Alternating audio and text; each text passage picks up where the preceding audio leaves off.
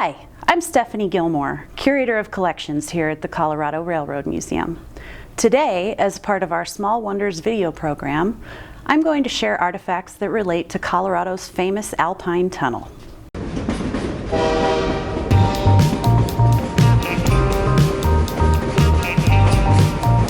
Perhaps the most significant artifacts we have from the Alpine Tunnel are two original signs that used to adorn the station, which once guarded the highest non-cog section of railroad in the world. The highest cog railroad is, of course, the Manitou and Pike's Peak, located near Colorado Springs. However, the highest adhesion railroad in the United States was the Denver South Park and Pacific, which included the Alpine Tunnel. Pictured here in 1939 are the two signs, which now reside at the museum. Today, you can see the broken perpendicular sign in the background, which has since been repaired and is on display in the depot gift shop. Not only was the tunnel at a record-breaking altitude at 2 miles above sea level, but it was also the first bore through the Continental Divide. At 11,521 feet on the west portal side and 11,497 feet on the east, riding through the Alpine Tunnel provided an unparalleled experience with amazing views. Both westbound and eastbound trains stopped at the Alpine Tunnel station, located at the west portal. Passengers were then allowed to exit the train and take time to view the scenery and visit what was then at the time the highest railroad station in the world. So, how did this incredible tunnel come to be? Between 1842 and 1848, John Charles Fremont was tasked with exploring 3 possible routes for a transcontinental railroad. By 1848, the decision was made to create a transcontinental route near the 38th and 39th parallels through the Colorado Territory and the Rocky Mountains.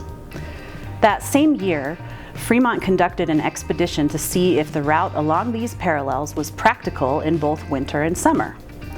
In November of 1848, he set out to test the winter route, and unfortunately, his expedition was unsuccessful due to inclement weather. Later, in 1853, the Congress-authorized Pacific Railroad surveys had begun, which continued the search for potential routes for a transcontinental railroad. This time headed by Captain John Gunnison, the surveys led to the discovery of the valley and river that now bear his name. Gunnison not only discovered the Gunnison Valley and River, but he also traversed parts of what would later become the Denver South Park and Pacific Railroad. The first actual survey for the Transcontinental Railroad was conducted in 1861 at the behest of William Gilpin, who was the first governor of Colorado Territory. Interestingly, Gilpin not only dreamed of a transcontinental railroad, but also envisioned a worldwide railroad that would link Paris to New York via the Bering Straits, Alaska, and Canada.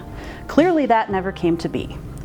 Nonetheless, Gilpin did determine, through his surveys in 1861 and 1862, that the Platte Valley would be the site for the Pacific side of the Transcontinental Railroad. However, it would be Gilpin's successor, Governor John Evans, who would actually oversee the construction of the railroad line through the Platte Valley. 3-foot narrow gauge was chosen for this area for 3 reasons. It was less expensive to construct as it used less material, it could hug tighter curves, and steeper grades could be conquered. Track through South Park was bustling with activity in 1874, thanks to the silver boom. At that time, carrying loads of mining supplies, ore, and miners, the Denver South Park and Pacific was able to afford its own construction costs as well as turn a profit. In 1879, famous financier Jay Gould endeavored to gain control of the Denver South Park and Pacific. After successfully merging the Union Pacific with the Kansas Pacific in October of that same year, Gould created what was then known as the Joint Operating Agreement. This stipulated that, for mutual benefit and harmony amongst rail companies, the Denver and Rio Grande would lay track from Leadville to Buena Vista, while the Denver South Park and Pacific would cover the track going into Gunnison country. By 1880, Jay Gould officially purchased and controlled the Denver South Park and Pacific. As a result of the Joint Operating Agreement, the South Park was tasked with conquering the Continental Divide via Chalk Creek and the Sawatch Range. This route contained several different passes to traverse, but ultimately Altman Pass was chosen as the site for the railroad. Instead of going over the pass, where rock slides, avalanches, and steep grades threatened the railroad, the decision was made to bore through it. With an aggressive schedule in mind, the Denver, South Park, and Pacific hoped to complete the tunnel in a mere 6 months. However, work proved to be difficult, so construction took closer to 18 months. Digging began in January of 1880, and the tunnel was tackled from both sides of Altman Pass. The project was fraught with delays. First, it was expected that the bore would be through solid granite. Instead, much of it was through loose rock, necessitating the construction of wooden shores for at least 1,500 feet of the 1,772-foot tunnel.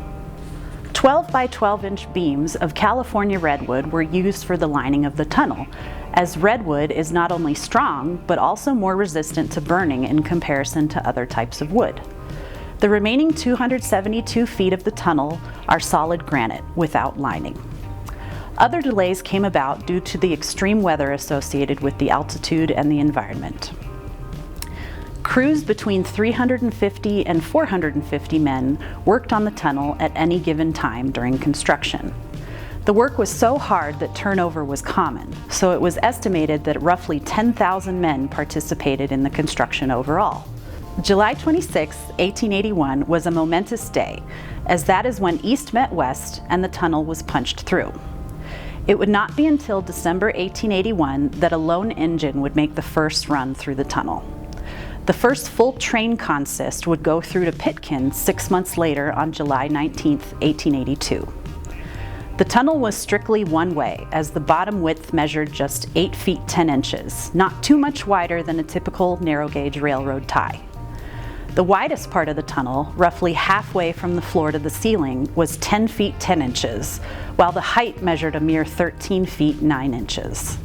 The clearance was just enough for a narrow gauge engine to fit through. Stories from former engineers on the South Park would claim that locomotives would occasionally scrape the sides of the tunnel.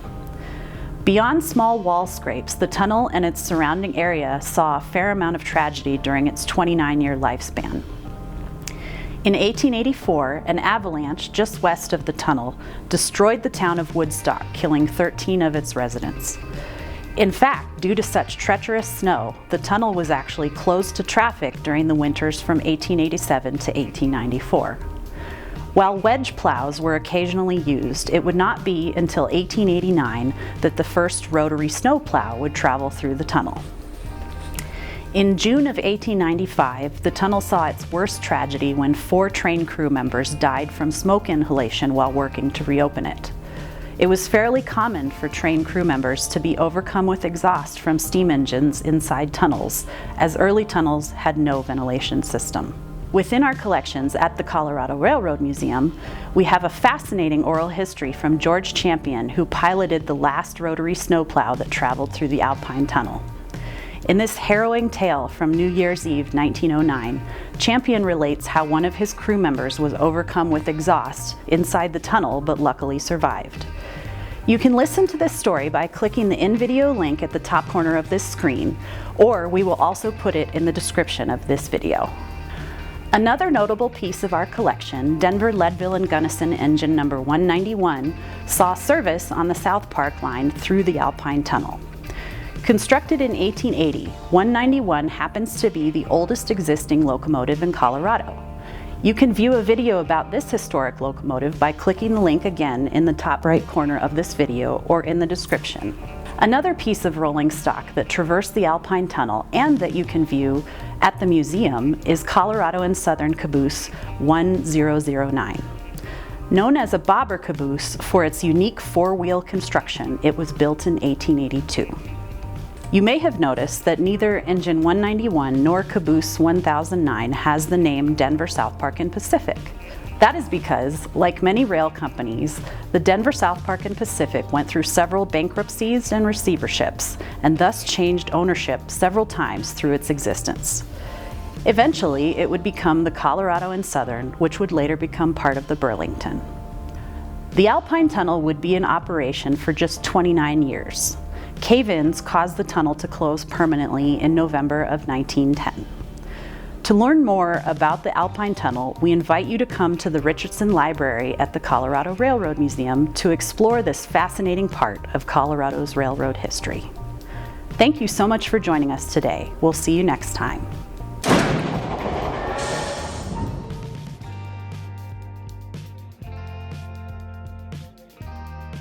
Like, comment, share, and subscribe. Commenting and sharing in particular may qualify as virtual engagements for important funding programs like the SCFD.